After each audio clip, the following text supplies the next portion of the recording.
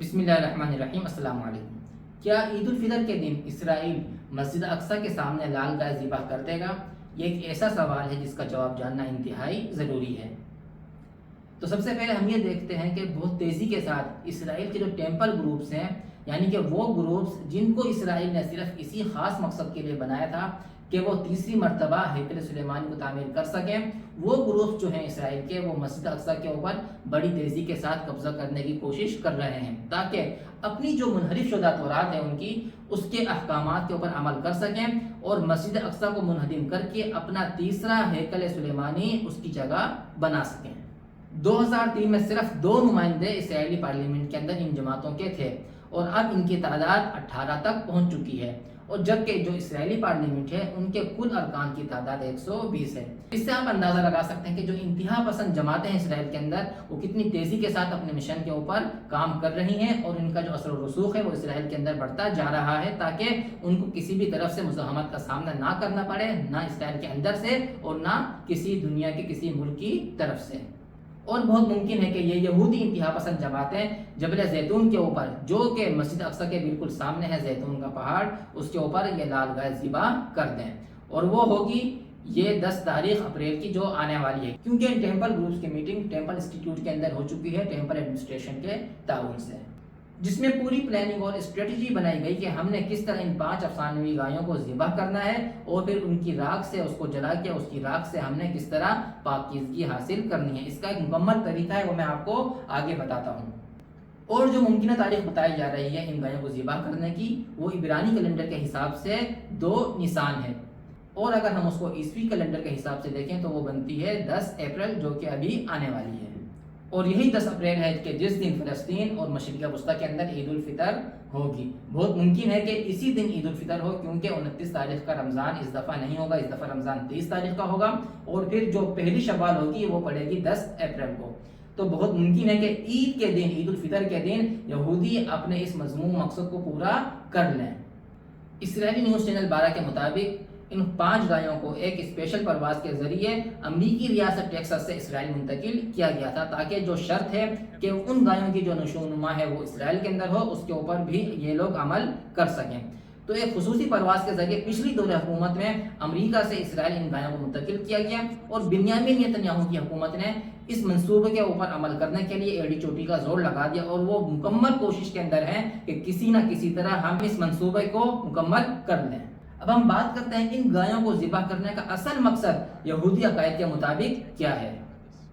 لال گائے، یہودیوں کا بنیادی عقیدہ یہ ہے کہ یہ لال گائے جب دنیا کے اندر آ جائے گی، جب اس کا ظہور ہو جائے گا، جب یہ پیدا ہو جائے گی، تو اس لال گائے کو جلا کے اس کی راکھ سے وہ پاک ہو جائیں گے، اور پھر یہ وہی وقت ہوگا کہ جب ان کا مسیحا آ جائے گا اور ان کو ظلم سے نجات دلائے گا، جس کا وہ گزشتہ 2000 سالوں سے سامنا کرتے آ رہے ہیں، اور پھر اس کے بعد قیامت واقع ہو جائے گی۔ تو یہ یہودیوں کا بنیادی عقیدہ ہے کہ جب لال گائے آ جائے تو یہ وہی وقت ہے کہ جب ہم نے مسجد اقصی کو شہید کرنا ہے، اس کی جگہ ٹیمپل بنانا ہے، اور پھر اس کی مدد کے لیے ہمارے ساتھ ہمارا جو مسیحا ہے، یعنی کہ ہمارے مسلمانوں کے نزدیک جو کان دجال ہے وہی ان کا مسیحا ہے، وہ ظاہر ہو جائے گا اور وہ ان کی مدد کرے گا۔ تو یہ یہودیوں کے بنیادی عقائد میں سے ہے کہ وہ اس لال گائے کو ذبح کریں، اور اس کو مکمل کرنے کے لیے، اپنے اس منصوبے کو مکمل کرنے کے لیے وہ اپنی ایڑی چوٹی کا زور لگا رہے ہیں۔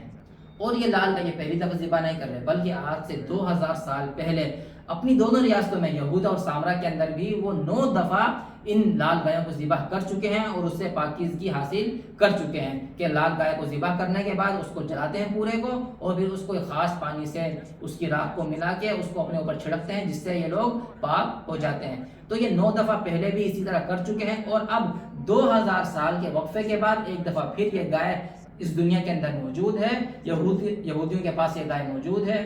اور اگر ہم تورات کو دیکھتے ہیں تو تورات کے کتاب سفر العدد میں فصل نمبر 19 کے اندر مکمل تفصیل کے ساتھ یہودیوں کا یہ عقیدہ بیان کیا گیا ہے کہ کس طرح ہم نے ان گایوں سے پاکیزگی حاصل کرنی ہے،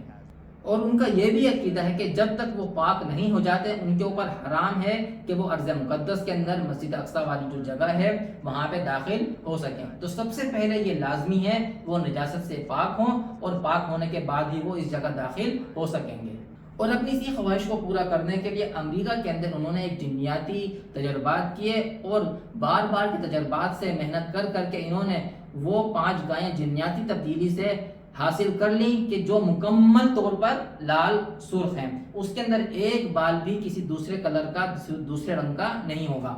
تو اب یہ گائیں ان کے پاس آ چکی ہیں اور اپنے اسی مقصد کو پورا کرنے کے لیے وہ اب آگے بڑھنے والے ہیں۔ اب اس لال گائے کی کچھ اور نشانیاں بھی ہیں، ان میں سے سب سے پہلی نشانی تو یہ ہے کہ بالکل مکمل سرخ ہو، لال ہو، اس کے اندر ایک بال بھی دوسرے رنگ کا نہ ہو۔ اور دوسری نشانی اس گائے کی یہ ہونی چاہیے کہ وہ بچوں والی نہ ہو۔ اور تیسرے نمبر کے اوپر اس گائے سے کسی بھی طرح کا کام نہ لیا گیا ہو، نہ اس سے ہل چلایا گیا ہو، نہ ہی کسی اور کام کے لیے اس گائے کو استعمال کیا گیا ہو۔ اور چوتھے نمبر کے اوپر اس گائے کی جو ولادت ہے وہ طبیعی طریقے سے، نیچرل طریقے سے ہوئی ہو۔ اور پانچویں اور آخری شرط اور سب سے اہم شرط جو ہے وہ یہ ہے کہ اس کی نشو و نما اسرائیلی ریاست کے اندر ہوئی ہو۔ اور یہی 5 شرائط اب وہ اس گائے کے اندر مکمل کر چکے ہیں، اور پھر اپنے اس منصوبے کو مکمل کرنے کے لیے، اس کو ذبح کرنے کے لیے وہ اب اپنے آخری جو ان کا قدم ہے، آخری سٹیپ ہے، اس کی طرف وہ بڑھ رہے ہیں۔ اب میں آپ کو بتاتا ہوں کہ ان گایوں سے پاکیزگی حاصل کرنے کا طریقہ کار کیا ہوگا۔ سب سے پہلے ان گایوں کو جبل زیتون کے اوپر ذبح کیا جائے گا، اور ذبح کرنے کے بعد ان تمام گایوں کو جلایا جائے گا۔ ان کی جو راکھ ہوگی اس کو وہ عین السلوان، سلوان کے چشمے کے پانی کے اندر ملائیں گے۔ اب یہ سلوان کا چشمہ کیا ہے؟ یہ سلوان کا چشمہ تقریباً 5000 سال سے زیادہ ہو چکے ہیں جب سے یہ جاری و ساری ہے، اور یہ واقع ہے مسجد اقصی کی جو جنوبی دیوار ہے اس سے تقریباً 300 میٹر کے فاصلے کے اوپر ایک محلہ ہے سلوان، اسی محلے میں یہ سلوان کا چشمہ واقع ہے۔ اور کہا جاتا ہے کہ مریم علیہ السلام اسی چشمے کا پانی استعمال کیا کرتے تھی، اور عیسیٰ علیہ السلام جب مادرزاد اندھوں کو بینا کیا کرتے تھے تو وہ بھی اسی چشمے کا پانی استعمال کیا کرتے تھے۔ اور پھر خلیفہ ثالث عثمان بن عفان رضی اللہ تعالیٰ عنہ کے دور حکومت میں اس چشمے کو مسلمانوں کے لیے وقف کر دیا گیا، جبکہ آج کی تاریخ کے اندر یہ چشمہ مکمل طور پہ یہودیوں کے کنٹرول میں ہے۔ ہر طرح کا کنٹرول یہودیوں کے ہاتھ میں ہے، جہاں پہ مسلمانوں کو، فلسطینیوں کو آنے کی بالکل بھی اجازت نہیں ہے۔ تو اسی چشمے کے پانی کو وہ گائے کی راکھ کے اندر ملائیں گے، اور اپنے جو خاص ان کے جو گروپس کے لوگ ہیں ان کے اوپر چھڑک کے، جو انہوں نے ایک گروپس بنائے ہیں، جو فوج بنائی ہے مسجد اقصی کے اوپر حملہ کرنے کے لیے، اس کو شہید کرنے کے لیے، اس کی جگہ ٹیمپل بنانے کے لیے، ان تمام لوگوں کے اوپر اس پانی کو چھڑکا جائے گا تاکہ وہ پاک ہو جائیں اس جگہ، اس ارض مقدس کے اندر داخل ہونے کے لیے۔ اور پھر وہاں سے شروع ہوگا دجال کے ظہور کا وقت۔